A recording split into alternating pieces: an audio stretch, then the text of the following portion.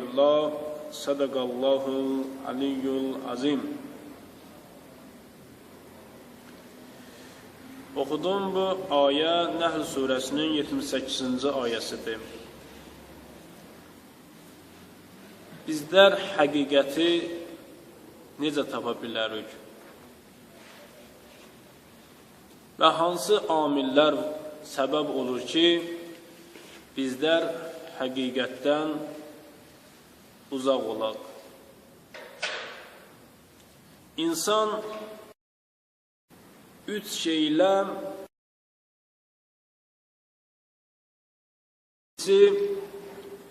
hissiyatdır. İkinci əqildir. Üçüncüsü vəhyidir. İnsan bu üç şeylə həqiqəti tapa bilər. Həqiqəti əldə edə bilər. Həqiqəti olduğu kimi görə bilər və həqiqətə yetişə bilər. Həmən bu sadaladığım üç vasitə ilə insan həqiqətə yetişə bilər. Allah Teala Ən-Nəhl surəsinin 78-ci ayəsində buyurur ki, Vallahu and ola Allaha əxrəcəkum min butuni ummahatikum, siz analarınızın bətnində olarkən Allah sizi ixrac elədi, Allah sizi ana bətnindən çıxartdı. La tə'ləmunə şey'a, siz bir şey bilmirdiniz, heç bir şey bilmirdiniz. Və cəlləkum səmə, Allah sizə eşitmək. İnsanın 5 hissiyatı var. İnsanın 5 hissiyatı var. İnsan 5 hissiyatla həqiqəti bilə bilər. Görməkdir, eşitməkdir, toxunmaqdır, dadmaqdır, inəməkdir. İnsan bu 5 şeyin vasitəsilə həqiqəti tapa bilər. İnsan görməklə, dadmaqla, İnsan eşitməklə, insan toxunmaqla həqiqəti dərk edə bilər. Allah Teala Quran-Kərimdə buyurur ki, ey insan,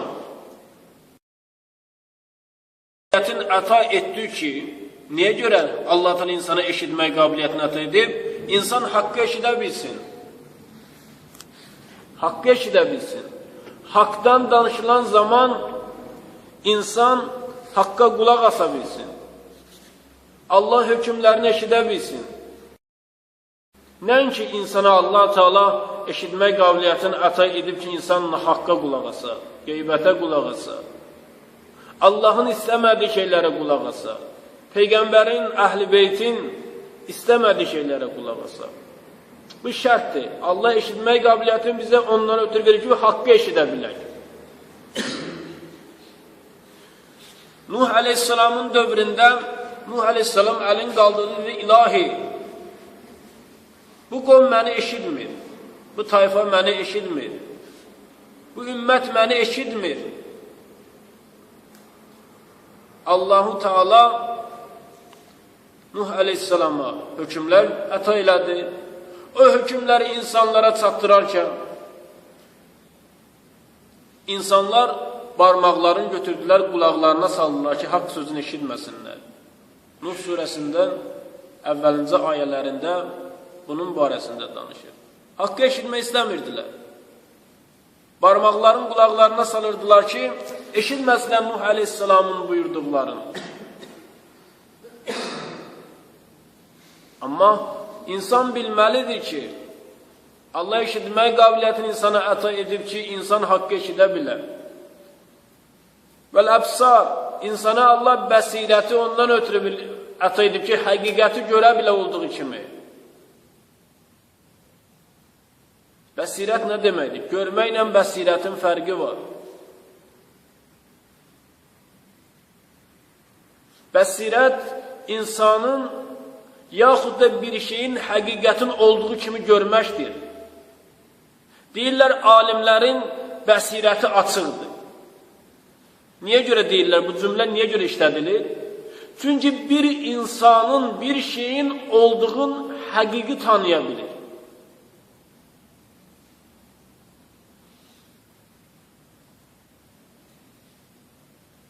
Ama təəssüflər olsun ki, bizlər o qədər günahlara mürtəkib oluruq ki, amma bəsirətimizi aça bilmirik. Bəsirətimizi aça bilmirik. O qədər dünyaya aludə olmuşuq ki, haqqı eşitməyən halda bəsirət açılmayacaq insanda. Bəli, əfidə burada əqildir. Bu ayədəki əfidə əqil mənasını daşıyır. Allah sizə əqil verib ki, əqlin vasitəsilə haqla haqqı seçə biləsiniz. Ləalləkum təqil. Ola bilsin başa düşəsiniz, ola bilsin əqil sahibi olasınız.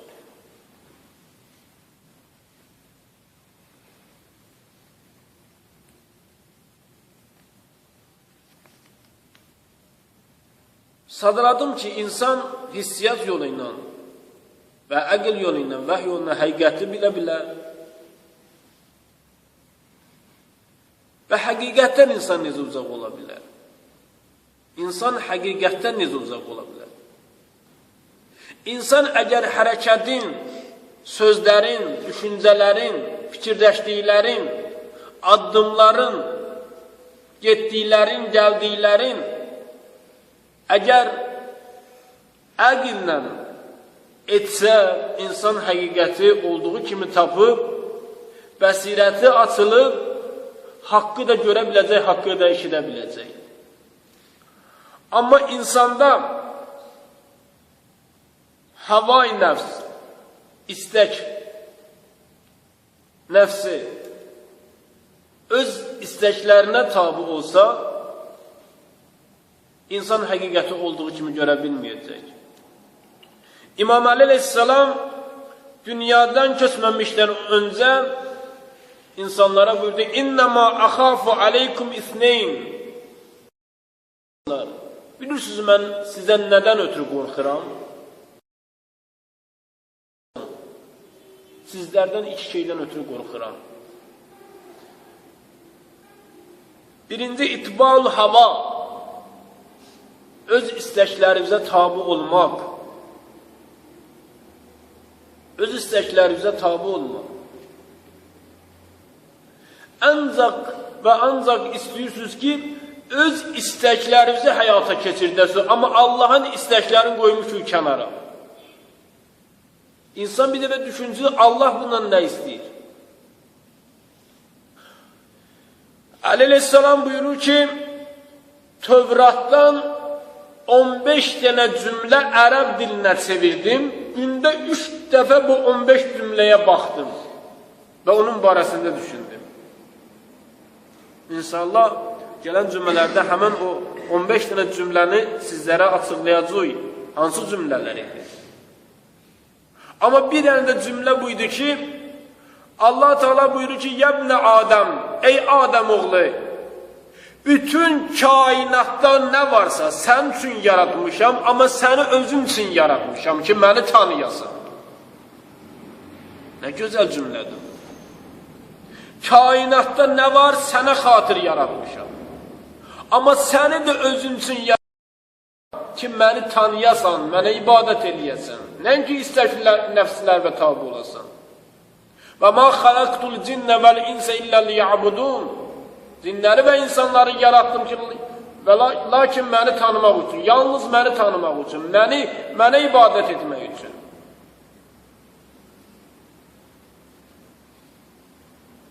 Aleyhisselam buyurur ki, insanlar həqiqətdən, Allahdan, haqdan uzaqlaşarlar. Birinci odur ki, insan öz nəfslərinə tabi olarlar. İstəklərinə yerinə yetirərlər, nəinki Allahın istəklərini. İkinci və tulul əməl, uzun arzular. İnsanlar. İnsan bu cür uzun arzularla yaşasalar, insan heç vaxtda həqiqəti olduğu görə bilməyəcək, haqqı olduğu kimi görə bilməyəcək. Çünki əncə düşüncələrinə məşğuldular. Hemen bu 15 tane cümlede Aleyhisselam buyurdu. Biri de bundan ibaret ki ey insan sabahının ruzusun benden isteme. Sabahın ruzusun benden isteme. Çünkü bütün insanların ruzu payı mən ayırmışam. Ya bu ne cümledir? İnsan uzun ardı sabah benim bu yemeklerim olsun, bu içmeklerim olsun, bu işim olsun. Bunun sabahını düşünme. Bugünkü günün Allah tələbini senden istəyir. Gözünü açdın səhər, Allah hansı vacibatı yerine getirir, onun barəsində düşün. Bugün durmuşam ama sabahı düşünürəm. Sabah ne olacaq?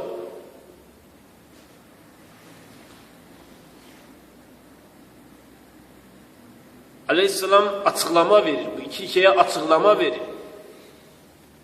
Ama itbalu hava, öz isteklerine tabi olan bir insan فَاِنَّهُ يَسُدُّ عَنِ الْحَقِّ Hak'tan uzak olar. Hak'tan kenar olar. Hakkı eşitmez. Hakka kulak asılmak istemez. Hakka el uzatmaz. Hakkı demez. Öz isteklerine tabi olan bir insanda bu hususiyetler olur. İkinci ama tuğlul amel, uzun arzular ve yansal ahire, insandan ahireti yattan çıkardır. Ahiret barəsində düşünmez. Elə bilir bu dünyada yaranıbsa ne var bu dünyada? Eğer insan bir dünyanın mənasına fikir verse, dünya ne deməkdir? Dünya kadın cinsindedir. Dünya Ərəb dilinde kadın cinsindedir. Nəinki kişi cinsinde. Dünya kadın cinsindedir. Sual edirlər ki, Allah kadındır ve kişi. Kul huvallahu ehad. Huva iştedir. Ərəb dilinde huva kişiye diyerler, hiye kadına diyerler. Huva kişiye diyerler, yani o kişi. Hiye ise kadına diyerler, o kadın. Allah diyor huvallahu ehad. Kul huvallahu ehad. O Allah. Allah kişidir. Nauzubillah. Bizim etikamız o değil. Düşünmürük. Allah'ın yarattıkları barəsində düşünürük. Fəhimlər Allah'ı dərk edə bilməz. Vəhimlər Allah'ın zatına nail ola bilməzlər. Və nədir Allah? Deyir, ərəb dilində qrammatikada bu ki, kişi zəmiri, qadın zəmirindən müənnəs, müzəkkər zəmiri, müənnəs, yəni kişi cinsiyi qadın cinsindən, yaxud da kişi zəmiri qadın zəmirindən üstünlükdir. O kəlmələrdə kişi cinsində gəlir. Zəmir şəxs əvəzliyi. Şəxs əvəzliyi kişi cinsində gəlməliyi orada üstünlüyün təşkil edir. Qadın cinsində gəlməliyi aşağı bir təbəqəni dəlalət edir. Allah da dünyanı qadın cinsində adını verib. O şeyin ki adı qadın cinsindədir, onun qiyməti yoxdur. O qədər dəyərli deyil. O qədər dəyərli deyil. Dünyanın əgər qadın cinsindədirsə, müənnəs cinsindədirsə, onun o qədər qiyməti yoxdur. O qədər dəyəri yoxdur. Uzun arzular insanı ahireti yadından çıxardar. Ahireti düşünməzlər.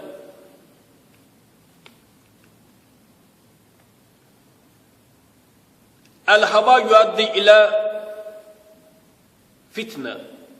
İstək nəfsləri insanda hansı şeylər yaradır? Birinci fitnə. Fitnə yaradar insanda. Ancaq istəyərlər fitnə yaratsınlar. İkinci, qələbətü şəhvət aləl-aql. Havay nəfs, istək nəfsi insanın şəhvətin əqlinə qalib gətirər. Şəhvətin əqlinə qalib gətirər. İnsanın elədiyi bütün hərəkətlər yalnız şəhvət qüvvəsi ilə olar. Nəinki əqli qüvvə ilə. Əleyhissalam belə bir insanları heyvandan da aşağı tutur.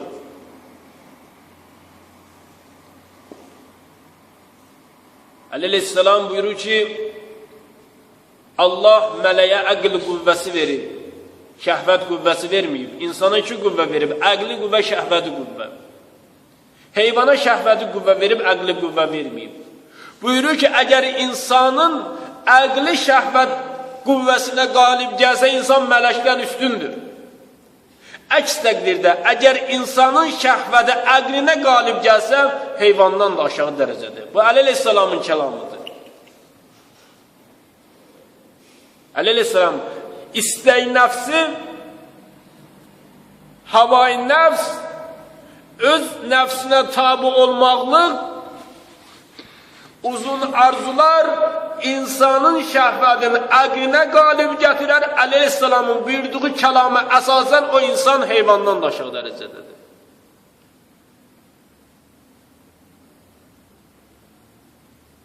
Dördüncü odur ki, havai nəfsə tabi olmaq insan həqiqətdən uzaq olar. Zəllül insan, insan zəlil olar. Zəlil istəklərinə tabi olsa, dünya və ahirətdə o insan zəlil olar. Dünya və ahirətdə o insan zəlil olar. Əleyhisselam buyurur ki, Mən tələzzəzə bi məasilləh əvrəsəhu zəllən. Hər kəs Allahın məsiyətlərinə ləzzət alar, Allahın haramlarından ləzzət alar, Allah onu zəlil edər. Allahın haramından ləzzət alır, Allahın məsiyətindən ləzzət alır, Allah onu zəlil edər. Əleyhisselam buyurur.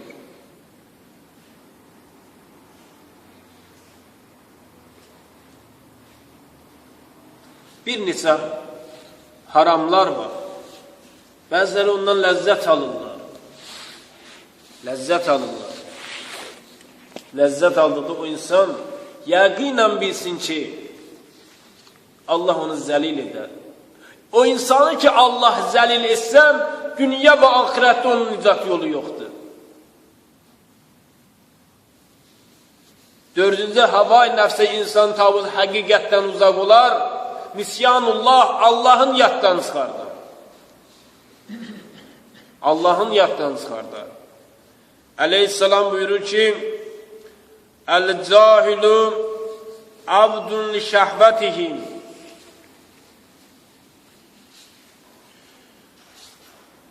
Li şəhvətihi.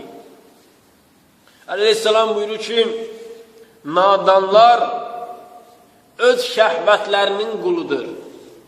Öz istəklərinin quludur.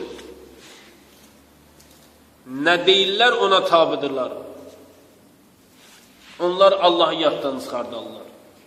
Bir insan əgər Allahu Teala'nı tapa bilər, yəqinən bilə ki, Allah onu görür, o insan harama baxar, yaxud da harama əl uzadar. Əslə xeyr. O insanda əgər harama baxırsa, haram yerlərdə oturursa, Allahın istəmədiyi yerlərə gedirsə, Allahın istəmədiyi şeylərə baxırsa, istir televizorda olsun, istir radyoda olsun, istir maqnitfonda olsun, istir cəmiyyətdə olsun, istir insanlar arasında olsun, harda olursa olsun, insan əgər Allahın istəmədiyi şeylərə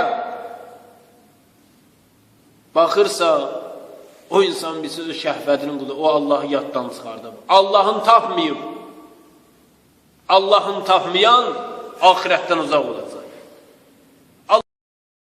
Allahın rəhmətindən uzaq olacaq. Təəssüflər olsun ki, bəzi cavanlarımız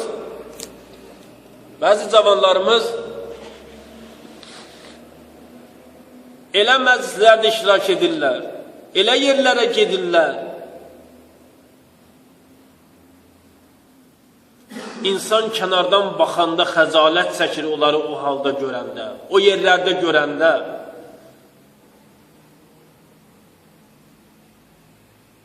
Bizə elə İmam Hüseynin Kərbəlası kimi imtihanlar qarşımıza çıxmıyor. Adi bir şeytanın iynəsinə biz qələbə çala bilmiriksə, Kərbəla vaqiəsi əgər bizlər üçün yaransa,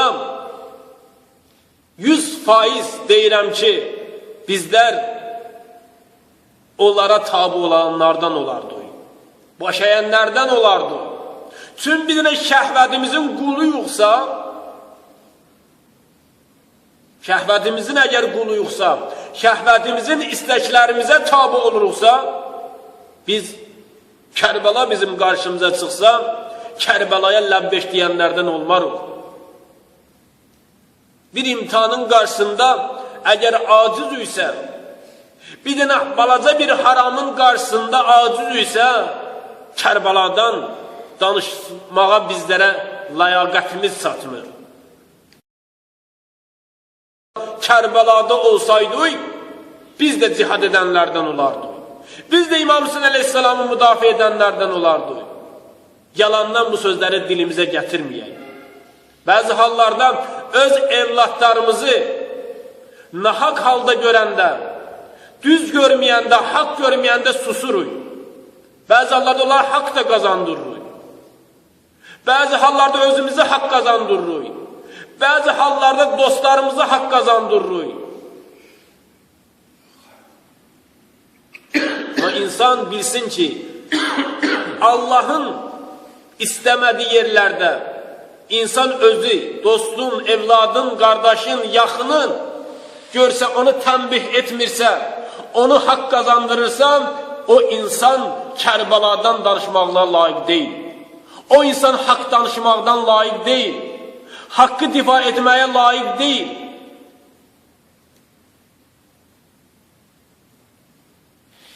Beşinci odur ki, insan həqiqətdən uzaq olar ki, hissiyatları bağlanar, əqli bağlanar, vəhy onlara olmaz. Vəhyin bir neçə mənası var. Birinci də ilham. Həqiqəti olduğu kimi düşünmək. O insanlarda olmaz. Beşinci odur ki, insan həqiqətdən uzağı, insan əzzəlal, yolu nazar. Yolu nazar.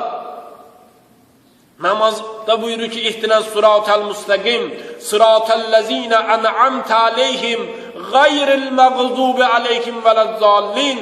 İlahi, məni yolundan azmışların yoluna yox. Bu sözləri deyən zaman iblis, şeytan kənardan baxır bizə gülür. Gülür. Çünki biz insanda namazımızı qutaran kimi hələ zəlalətə özümüzə aparırıq. Məsciddən çıxan kimi özümüzü zəlalətə aparırıq.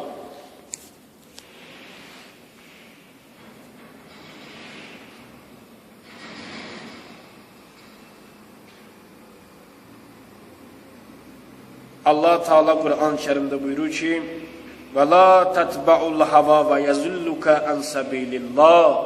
Öz isteğine tabi olma. Seni Allah'ın yolundan azdırar. Saz suresi 32. ayet. Aleyhisselam buyuruyor ki: "Men etbel hava amahu." Amahu. Aleyhisselam'ı ki öz nefsine tabi olan insanın gözü kör olar. Həqiqəti görə bilməz. Və əsəmməhu, lal olar.